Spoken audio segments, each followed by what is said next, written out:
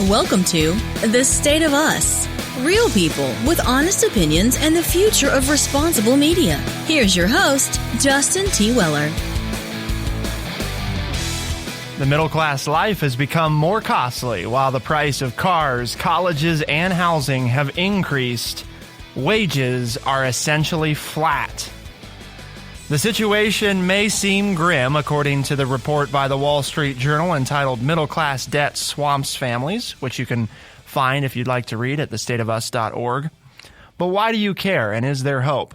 Well, you care because, according to the article, quote, consumer debt, not counting mortgages, Lance, not counting mortgages, has climbed to $4 trillion.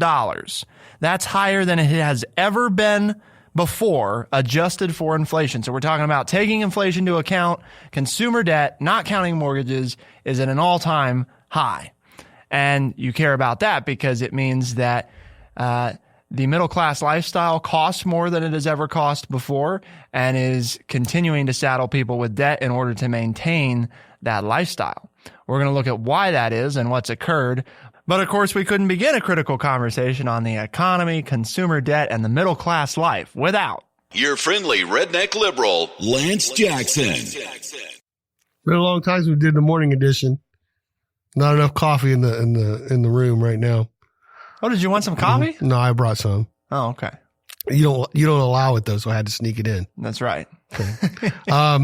So that's why I knew not to ask. Why don't we allow coffee, Lance? I don't know. You said something about voice one time. These years ago. Said something about voice one time. It doesn't make good podcast voice or something. Okay. It doesn't make good podcast. I don't know, something like that, wasn't and it? I think weren't you just telling me on the way in here that you've got a certification to teach English? Yeah. Okay.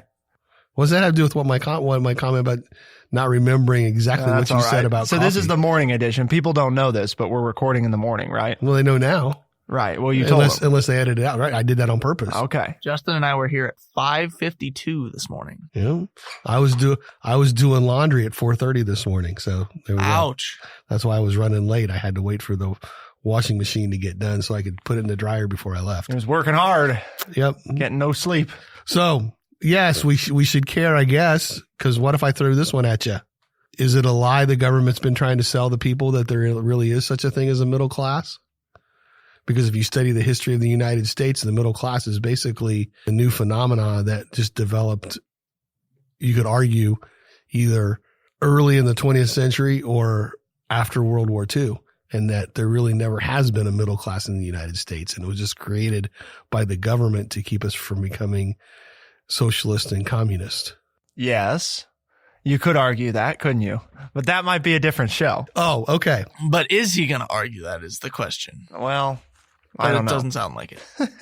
No, we're not going to let him because I have a plan, damn it, and we're going to stick to it. All right. Or, well, we're going to sort of stick to it. I mean, we never stick to it, but we'll stick closer. That was just usual. to have my say. So I had my say. That's what, just to give everybody a perspective, that's what the friendly redneck liberal contemplates while doing laundry at 4:30 a.m. It is. as I'm washing this shirt. Gee, I wonder. Let's think about the social intricacies here of whether or not the government has perpetrated the idea of the middle class. Okay. Anyway, back to the article. The debt pile. Well, should people really be struggling to try to reach a nadir that is not really possible to exist? There's that good enough English for you? It's better. Okay. You know it's bad if I'm criticizing your English. That's something's not right with that. I'll pull out the $20 vocabulary words if you want me to. Okay. And use them correctly. Yeah, that's the key. I was going to say we all have the $20 words, right? But sometimes we just stick them in. And all right. So what's your point here? Yeah. Well, we're going to talk about whether or not people should attain it, but people that's are later. in debt and there's no money and they can't pay their bills because they think they need things that they didn't really need or couldn't afford. So now we have to feel sorry for them. That is an approach that you might hear, right, from some commentary. But let's talk about the data, right? Okay. All right. We'll start with the data. I know this one had charts. I didn't look at the charts. It does have charts, but believe it or not, those are actually not what I'm going to be reading from. Oh, good. Okay. So, because I read the context of the article, I didn't look at the charts. I'm awake enough. I don't need the charts today. I can read the text and good man. Pull it out of there. The debt pile is also an accumulated ledger of economic risk. It should be manageable so long as unemployment remains low. If job losses begin to rise, it would become unsustainable for some share of borrowers. The U.S. economy has roughly doubled in size, Lance, from 1989 through 2016, according to data from the U.S. Bureau of Economic Analysis. Counted together, you, me, Caleb, we all got wealthier, okay? But gains in assets owned were heavily skewed toward the highest earners, according to a journal analysis of the Fed's Survey of Consumer Finances. The data behind that is as follows. The median net worth of households in the middle 20% of income, so the middle class per se, right? Their net worth rose 4% in inflation-adjusted terms to $81,900 between 1989 and 2016, according to the latest available data. For households in the top 20%, right? So we looked at the middle 20%. Now, if we look at the very top 20%, net worth more than doubled to $811,000. And for the top 1%, the increase was 178% to $11,206,000. Mm-hmm. So there's a big difference in the increase for each area. The middle class, right, quote unquote middle class, the middle 20% of earners, 4%. Mm-hmm. The top 20% doubled, and the top 1%, 178% increase. Yep. So the notion that you put forward before, right, which is they're just trying to achieve a lifestyle that is impossible or they're living outside their means, while there may be some truth to that, I think it's also important to understand that this doesn't translate exactly to what you may have said to somebody back in the 70s, right? Because what you may have said to them is that if you just work harder and you work your way up, everything will be fine. But according to this, that's not really how it works now. We have another 50 years of study of the economy, and we realize that the government has been selling us a false bill of goods, as well as the education system and everything else, that this achievable owning a home and living in the suburbs and everything else is not really normalcy in the United States, in our economy. Because the top 1% has always made that kind of money. 130 years ago, we named them Rockefeller, Morgan, Carnegie, Ford, and they made that kind of money and nobody else. I mean, 70% of Americans lived in apartments, and all of those kind of things. So again, you're right. We said things, but then the economy was growing because of the way things were. And even then, though, the wealthier people in capitalism are going to get wealthier than the workers. So as long as you keep a capitalist society, the owners are always going to get richer at a much faster rate than the workers. If you want the workers to get richer, then that's when you go to a socialist or communist economy. Notice I'm saying economy, not government, because there's two separate things. That's two separate issues. If you want the middle class, just to be clear though, if you want them to get richer at the same rate, because as I pointed out, they did get wealthier. There was a 4% growth. Exactly. Right. It's that's 4% versus 178%. Exactly. But what I'm telling you is that that is the history of capitalism. Well, but so you're going to have, and we talked about before, some socialism. I'm not trying to get you off your show. I'm really not. But at the same point in time, you just can't help it. Right. But you can't compare apples to oranges. Yeah, you're right. You can't. But at the same time, some of this, now, I mean, if you want, not at the same rate, if you want the workers to make more money, okay, and this is historical, and that's why I'm on the show, is for the history benefit, you have to raise the tax rate on the wealthiest. We've talked about this before. If you go back to Eisenhower, the tax rate on businesses, on profit for businesses, was over 50%. So I think sometimes it was as high as 80 or 90%. Okay, what did that do? Well, rather than paying when the wealthy who are making 178% profit, is that what you said? Okay. Well, rather than give that, 90% of that had to go back to the government. Net worth. Okay. Their net worth. So rather than keeping all that extra money, they were going to have to pay it back in taxes to the government. Well, now the government says you can keep your extra money. All this extra wealth that you're accumulating as the wealthiest 1%, you get to keep it now. And President Trump, and again, I'm not attacking President Trump, but the reality is he just cut the tax rate more for the wealthiest 1% than he did for the bottom 50%. So yes, everybody got a tax cut, but the wealthy made even more money. So we have a tax rate on the wealthy at the lowest rate ever in the history of the United States, except if you go back before 1913 when there was no personal income tax. Okay. But that was a socialist move 100 years ago. Yeah. When the government said, now we're going to put a personal income tax, because before 1913, other than the Civil War, there was no personal income tax. You could, and it was only during the Civil War. And once the Civil War was over, they took it off. So you made money. It was your money. You didn't pay a personal income tax until 1913. We did that to try to reallocate the wealth. Well, the way you do it is you raise. Is that why we did it? Yeah. Or did we do it to support the move into a socialist government that takes care of people and an overwhelming federal in 1913 system? In 1913? No, it was, and I don't think so. It wasn't until FDR when we did that. That was after the Great Depression. That's the great expansion of the federal government. I know it happened before, but I'm saying the workers will make more money if you tax the wealthy, because the wealthy don't want their money to go back to the government. So then they will spend it on their workers. Then you can close the wealth gap between the top 1% or the top 20% and the bottom 20%. As long as you have a low tax rate on businesses, you're going to have an exorbitant amount of wealth at the top of a capitalist society, of a capitalist economy. Although the problem that I think that the article gets at, I wouldn't say it's contrary to that, but it's kind of highlighting the. Go ahead now. I've had my say. Bring in the article now. This is why the mornings are good, because I'm sharp and I'm going. He's ready. I'm not tired from the day.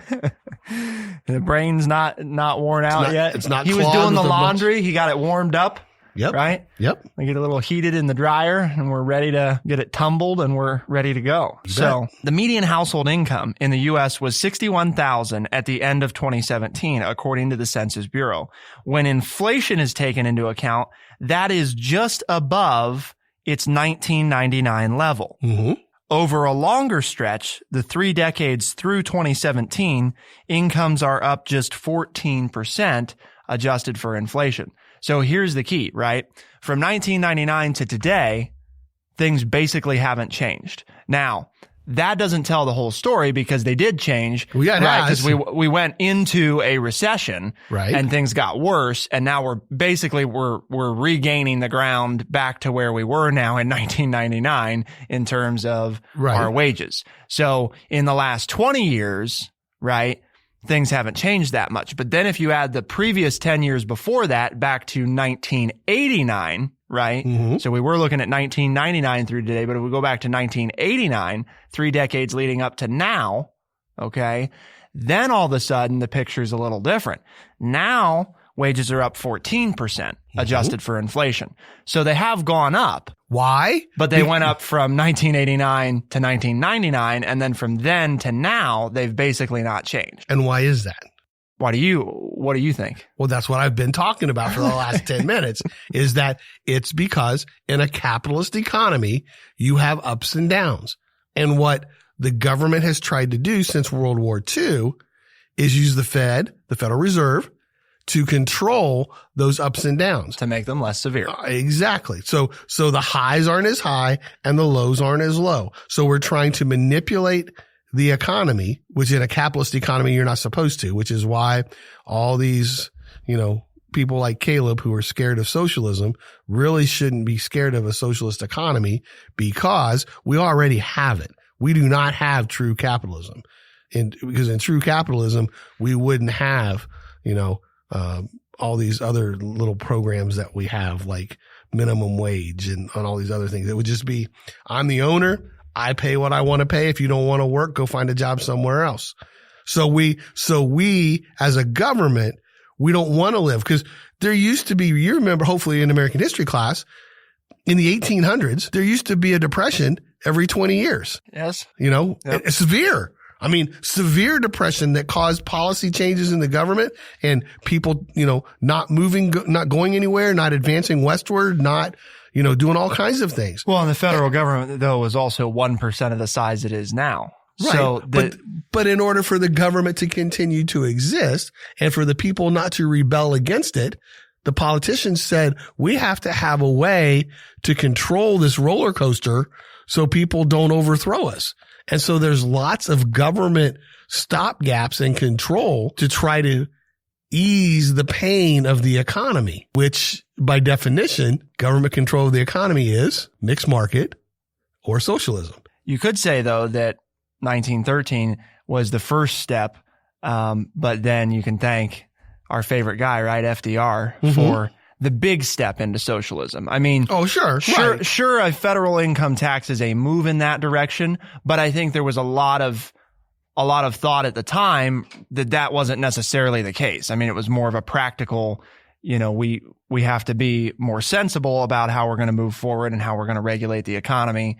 And so maybe it wasn't viewed at the time, even if we look at it that way, it probably wasn't viewed as much a socialist move. Not in historical context. No, right. You're correct. But then you look at FDR and you say, okay, well, he's the one, right, that sets up this idea of entitlements for the most part. Now, whether or not those were his ideas, that's a different, but he's the one that got her done. But if it didn't happen, would the United States exist in its form that it does now, which is the debate. Right. Which is a different debate. And we're going to look at next. I'm going to put forward to Lance this whole idea of, we've talked about, is the American dream a farce, right?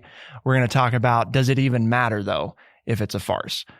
But before we do that, it's important that we take a moment, Lance, and tell people, what are we trying to do here today? Well, our mission here at TrueChat is to educate people by providing honest, open, and respectful conversations and ruin the host's total game plan for the show.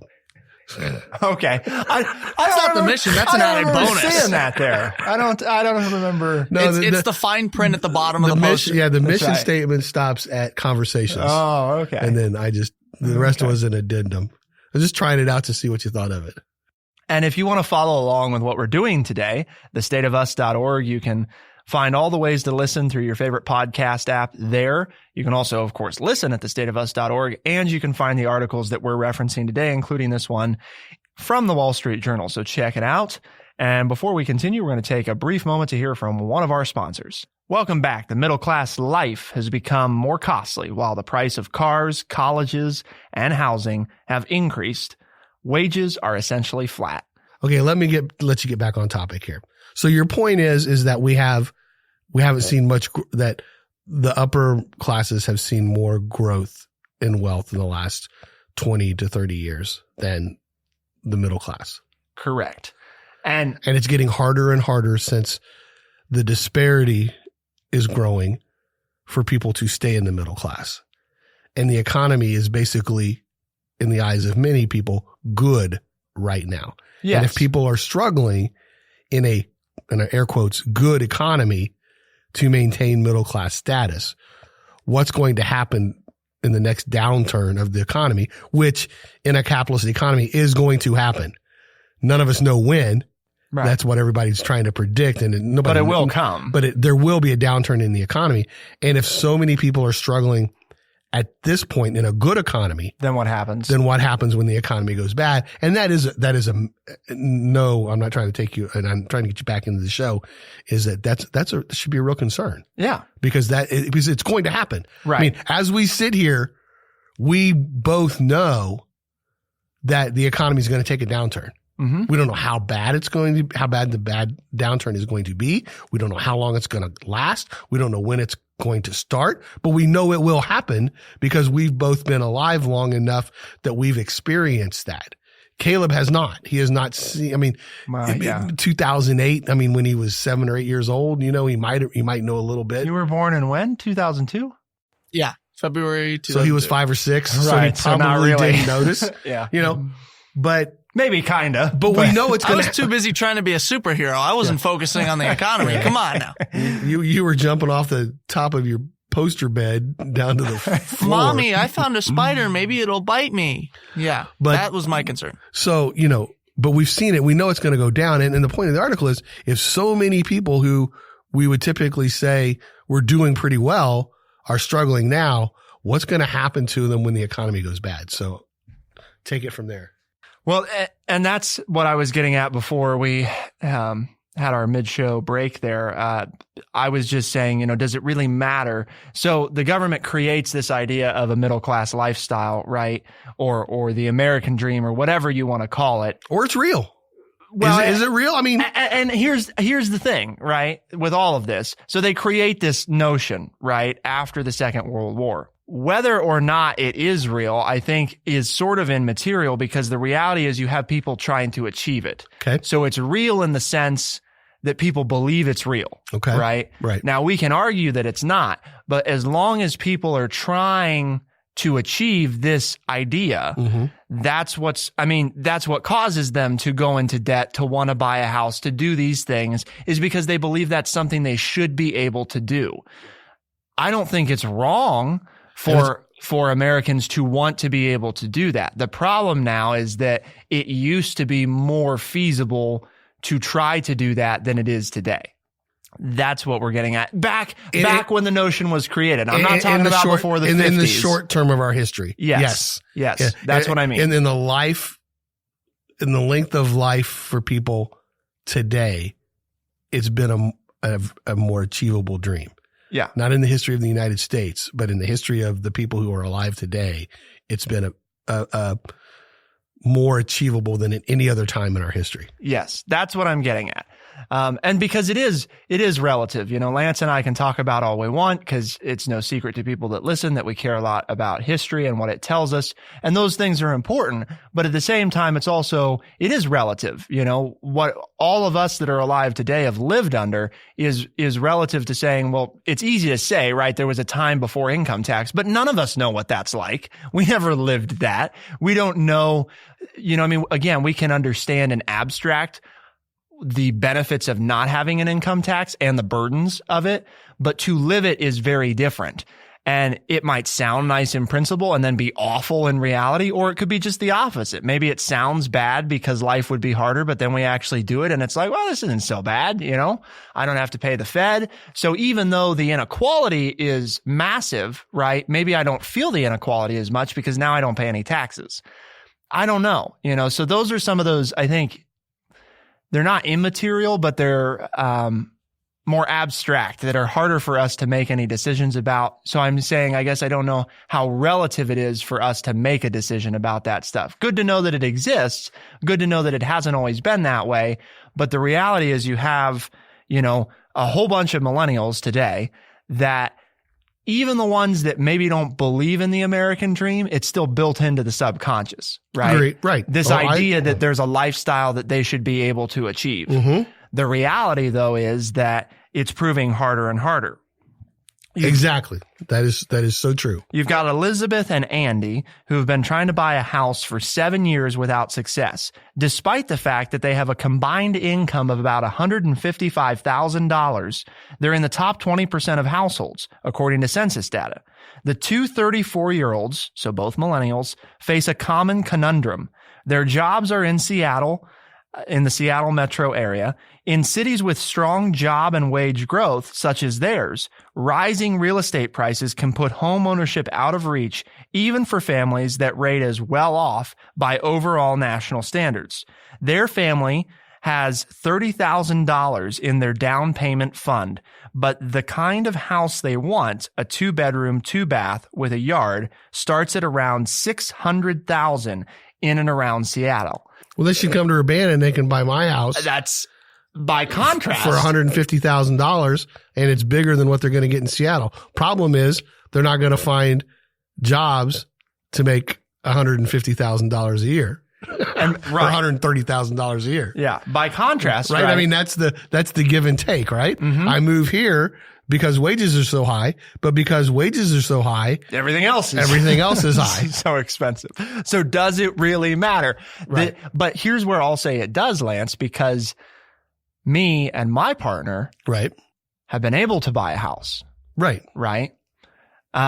And now we bought a house. Now you're going to sound like me. You're going to sound like an old person. I know. There's a way to get it done if you want to, if you're willing to sacrifice other things. Well, and that's the point. We live right in a town where you can get a really nice home for $170,000, probably even 150 or 130. I mean, depending on what you want. Just by contrast, without going into the super specifics. If somebody offers me 150 for mine right now, I'd take it and run. Yeah. I mean, give it here. Well, and I live in the best school district in the county. Yep. With 2.5 acres of land, but it's an old farmhouse with a 20-year addition on it to make it into a 3 or 4 bedroom, 2-bath house. And I think I'll be lucky to get 150 if I decide when my wife retires to leave the area. If I'd get 150,000 for it right now, I'd leave. Right. You know, and it's old, but it's been standing for a long time. So I don't think it's going anywhere, you know, and it would be nice. But again, who's got money around here to pay that?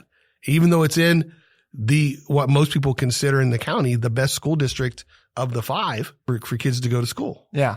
Well, and no slap at our producers district, but so they've got $30,000 in the down payment fund, right? Right. They're looking for a 2-bedroom, 2-bath, with and they think yard. they want 70. Yeah. They want 70 in their fund to get the mortgage payment down to what they think they could afford on a monthly basis. But that's also in part because they have $88,000 in student loan debt, which consumes about $1,000 of income every month. So you take that huge chunk away, right? And now what you have to pay your mortgage is totally plus different. They're spending almost $400 a week or $300 a week on childcare. Yeah. I think it's $1,200 a month. She talks about the wife or the female of the partnership talks about how almost $4,000 of income is straight lined out of the budget before they even look at a house. Well, and that goes back to, this isn't suggesting because that you're both paying parents, for school, you're paying for you have your car payments and you have your child care. Okay, most people would say that's a necessity. I don't want to go down the rabbit hole, but very quickly, it's not. Do 2 people have to work? Yeah, exactly. Because then you don't have to have the second car, and then it's not a necessity. Is the second person working to buy all the extra stuff? Well, and maybe it's a necessity too, right? Though, if you choose to live in a place like Seattle. True. Where if you live in a place here where you can buy a home for literally, I mean, they're looking at a 2-bedroom, 2-bath. My house, Lance, right, is a 3-bedroom, 2-bath. Right. Okay. No, 3-bath, 2.5 bath. So my for house about 25% of the cost. Right. My house is bigger than what they want. Probably has a bigger yard than what they're going to get. And my house is by no means, I don't mean to make it sound extravagant because it's not. You haven't seen it, I don't think. But I have not. I've tried to find it, but you're living incognitro. That's right. You don't give out on the grid. You don't give out the address. No. But you know, it's definitely, probably on the mid to upper range in our city, you know, but it's not the top tier either. But like you said, it's 25% of the cost. Well, a little more than that, like 33% the cost of what they're after, right? A third, maybe a little more. So, and it's better than probably what they're going to get in terms of space and all that. And our down payment was significantly less than what they're looking at, which makes, I mean, the monthly payment is also less because less is financed. So you can get by making less money. Right. Granted, though, we don't have any kids either. Right. So, I mean, the truth is, I don't know. You know, if we had kids, house probably wasn't realistic to do. You know, now I don't, but that's kind of the point is all these things factor in. They have a lot of life stuff going on, but they were sold that notion, right, that we should be able to have kids, 2 cars in the driveway and afford a house. And we're working a job where we're making $155,000 together. Right. That's our household income, you know. That should be reasonable because I look at 155,000 and say, okay, well, me and Brett aren't making that together, but here we've got a house that's better than what they have. We've got 2 cars in the garage, you know, so it does vary quite a lot based on where you are in the country. Exactly. So is the middle class life achievable? Sure. The problem, though, is it does cost more. The amount of debt that I have, you know, is still very substantial relative to assets. Your income. In comparison to what people had 30 years ago. Right. And that's the point and of all that's this. true. And you've convinced me over the years that that's a reality. That's something as the old guy I didn't believe, but I see that now and I understand that, which is why we talk so much about not going into debt to get an education unless you absolutely need it to do the job that you want to do that's going to make you happy. Right. Well, because it used to be more realistic to get out of that debt because the debt wasn't as high. Right. The debt that Lance had to take on. Because the article talks about the cost of college over this period. You know, your net assets have grown 4%. A 4-year college degree has grown like 311%. I don't know if that number is exactly correct, but it's, but you know, it's something like it was unreal as to what it was. Yeah, it's a massive increase. And so you're talking about when I went to school, it didn't cost as much as it does now when it's adjusted for inflation, because my income, even though it was significantly less, my college tuition wasn't that high. And that makes a big difference, because then if what you have to pay in order to have your life is so much more expensive, right? That makes average tuition at public 4-year colleges went up 311%, adjusted for inflation. And average per capita personal health care expenditures rose about 51% in real terms over a slightly shorter period from 1990 to 2017. So this goes back to, again, take into account all of this, right? The cost of housing has gone up. The cost of college, 311%. Assets grew for the middle class at 4% in comparison to 178% for the top 1%, right? All this is happening while wages have essentially grown 14% over the last 3 decades. But if you only look at the last 2 decades, right, since 1999, it's flat, essentially. 14% adjusted for inflation from 1989 to today, but from 1999, the past 20 years, basically nothing's changed. Right. And we went through an economic crisis. Right. You know, so the economy has doubled, though. I mean, that's the reality. You know, Lance talked about the economy before in air quotes. It does depend on how we define that, but the economy itself has doubled in size. The problem is all of this other stuff is not matching the way that it used to what a double in economic size means.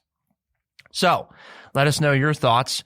What do we do about this? Did you know these problems existed? Because, I mean, that's a huge part of this, is I think a lot of this gets overlooked, right? We're real caught up in a lot of other things that are happening all the time that I think our president's new term is the lamestream media. Yeah. The lamestream media that they cover, right? So, well, and let's face it.